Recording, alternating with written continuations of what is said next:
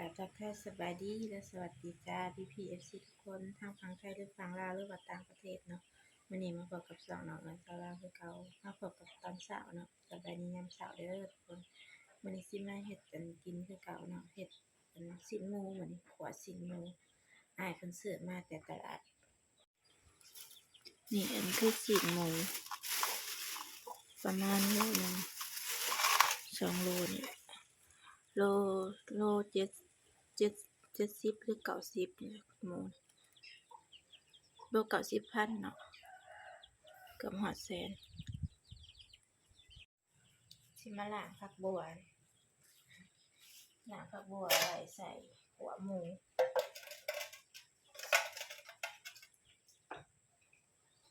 ล้างผักบัวก่อนค่ะสิไปซอยเนื้อเพราะว่าผักบัวมันขี้ดินหลายแม่แล้วลกมาเด้แล้วลกมาตกนี่แหละขี้ดินหลาย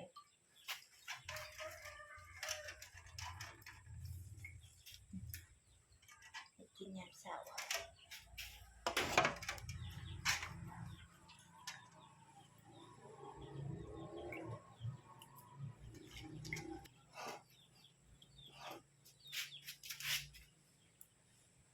นี่เฮาก็สิลอกเอามันดำๆเพิ่นออกเนาะเอามีดอันปาดอันขวัญเพิ่นบ่หักนะแล้วเฮาก็สิลอกออก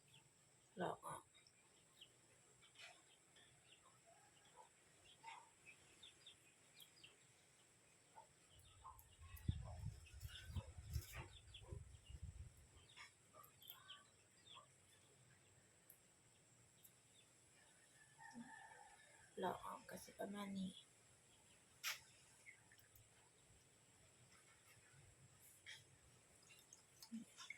มันก็สิเป็นแบบนี้แล้วเฮาก็ไปตัดอันหักเพิ่นออกนี่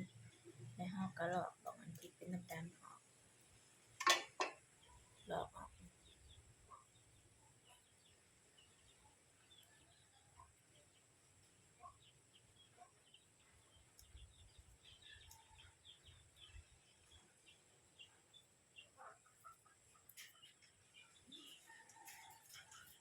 แล้วก็ไปล้างอีกเทื่อหนึ่ง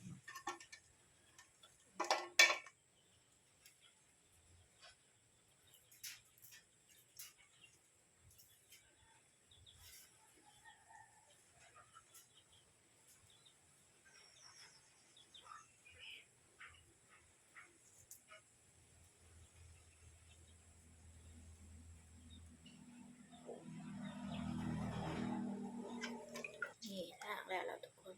บัดนี้ก็สิมาเตรียมเนื้อเนาะเตรียมซอยเนื้อ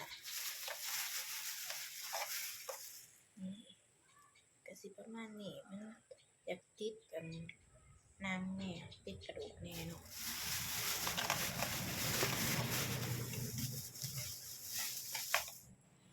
หมูสามชั้นเจ้าก็คือกับหมูสามชั้นนั่นแหละมีแต่มันบ่มีข่อย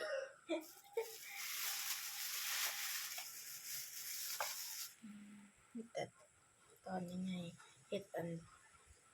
ซับเป็นตอนแล้วก็เฮ็ดต้มข้าวเปียกก็คือสิแซ่บเนาะทุกคนแต่ว่ามื้อนี้น่ะบ่ได้ซื้อข้าวเปียกมาไปซื้อข้าวเปียกมาก็อยากเฮ็ดอยู่ได้ต้มข้าวเปียกใส่หมูแต่ว่าสิมาเฮ็ดขัวเอาเนาะสิเอามาเฮ็ดจักตอน2 ตอนนี่แหละ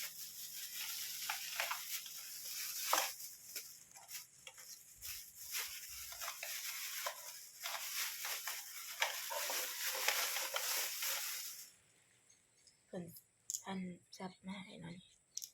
สิได้ประมาณนี้พอแล้วก็จังสิเอาใส่เข้าตู้เย็นไว้คือเก่า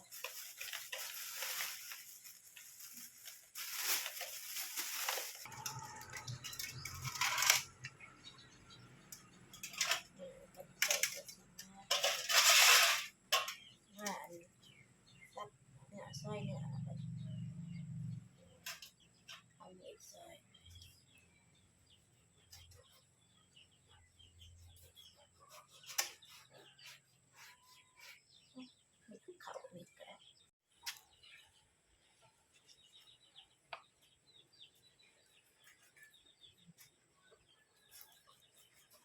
จะชอบเป็นน้ำมันของน้อยแล้วก็มันจะมีน้ำเก็บไป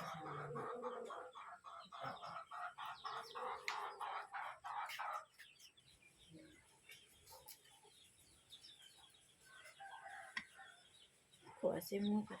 ใส่หม้อกระทะนะเพราะว่าหม้อกระทะนะมันกว้างเวลาเราคนกันง่ายขีดหน้านี่ขีดอยู่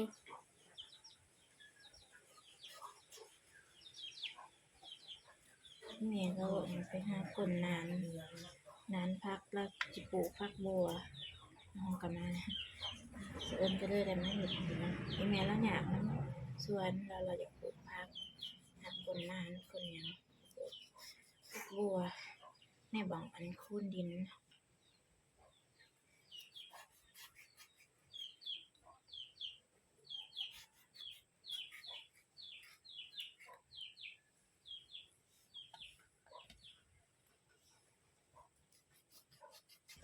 แล้วแต่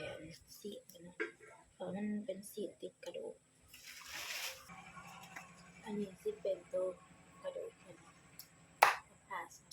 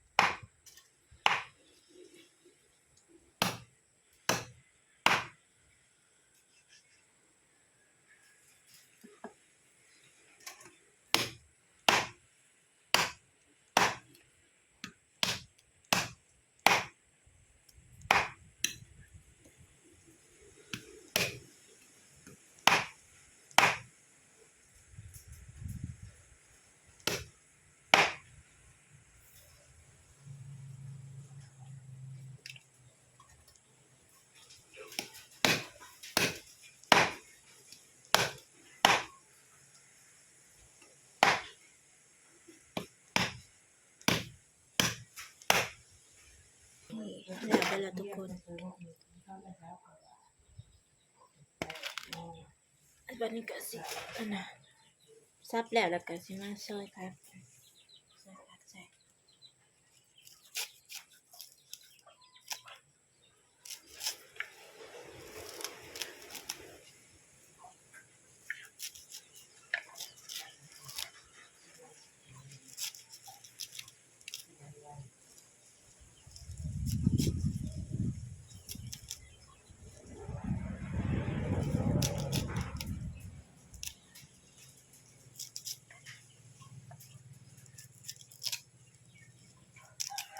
ผักบัวก็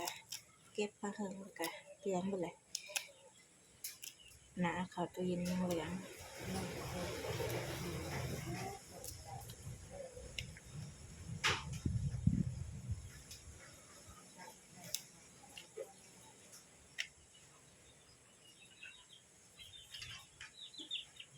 แล้วก็สิไปปรุงบัดนี้ใส่น้ำปลาใส่น้ำปลาแป้งนัว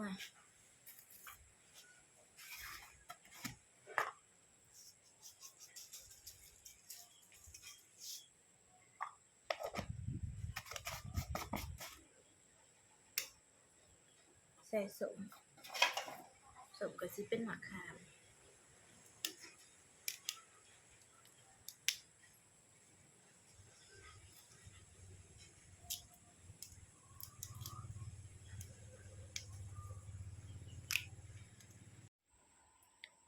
ปรุงแล้วก็ใส่ใบมะกรูดกับผักกระเทียมนะทุกคนใส่น้ำหลังเดี๋ยวสิไปปอกกระเทียมก่อนนี่ตอนนี้ก็ซอยกระเทียมใส่ใบมะกรูดแล้วเนาะก็กำลังเริ่มหอมเนาะ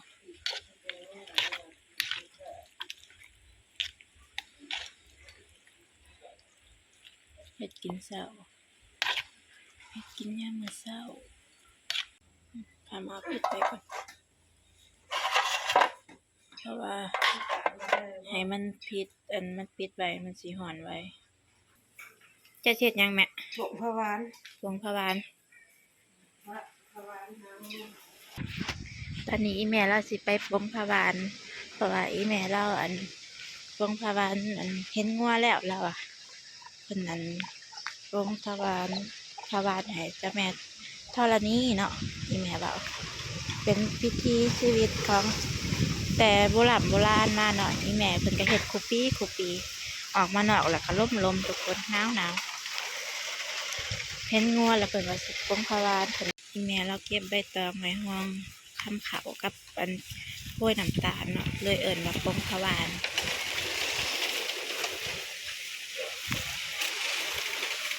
บ่ฮู้ว่าทางฝั่งไทยก็เคยเฮ็ดคือกันบ่อีแม่เราสิเฮ็ดสุปีเนาะทุกคน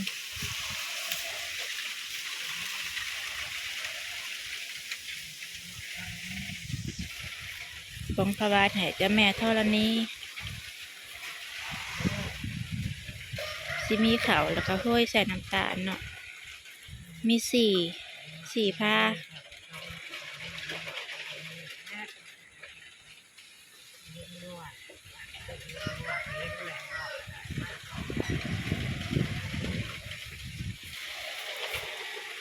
มาคือเก่าและหัวก็ได้มาเกาะมาแรงคือเก่าและทำมาหาเห็ดบ่ให้ไปด้วยกันอื่นหน่อยเพราะนี่และออกรับมาค่ะหมอป้าเมียนแล้วออกไปเบิ่งอีแม่ถวายปงพะวานเนาะให้เจ้าแม่นะเจ้าแม่ยังก็นะเจ้าแม่ธรณีมาเบิ่งหมออีกบัดนี้ก็ใกล้อยากสุกแล้ว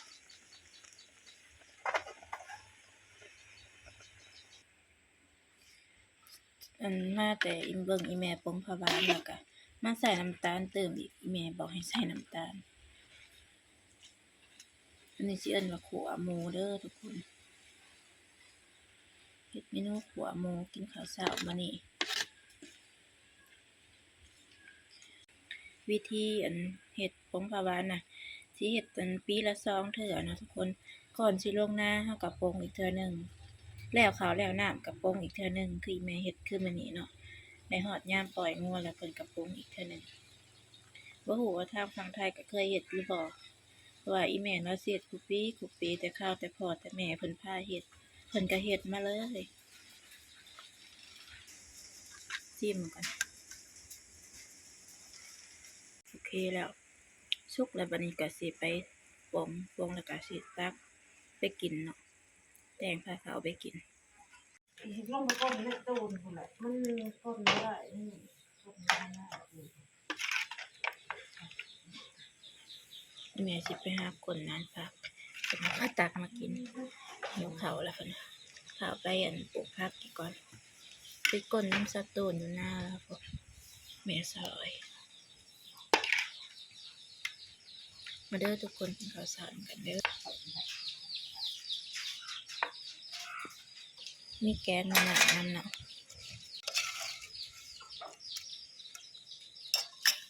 เด้อทุกคนกินข้าวเช้าเด้อพี่น้อง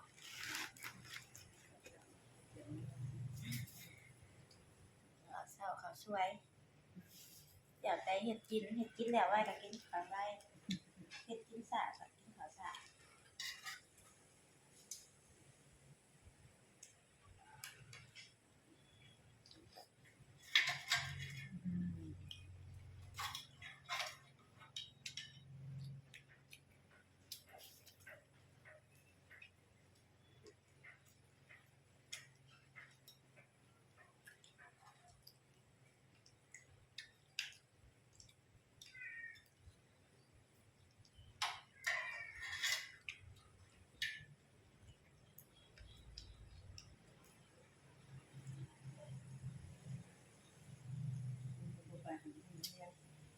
หนาวหนาว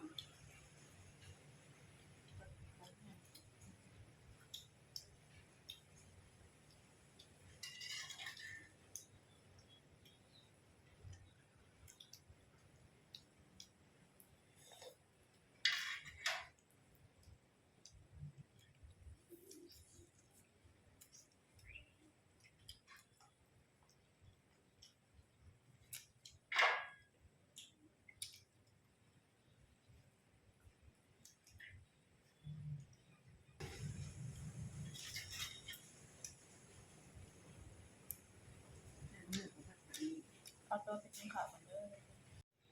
โอเคเนาะทุกคนหลังจากกินข้าวแล้วก็สิได้ขอตัวจบคลิปไปเพียงส่ำนี้เนาะถ้าผู้ใดมักก็อย่าลืมฝากกดไลค์กดแชร์กดติดตามและกดกระดิ่งเพื่อแจ้งเตือนเนาะแล้วก็เป็นกำลังใจให้น้องเอิญสาราเด้อจ้าสำหรับมื้อนี้กับสบายดีและสวัสดีจ้าบ๊ายบาย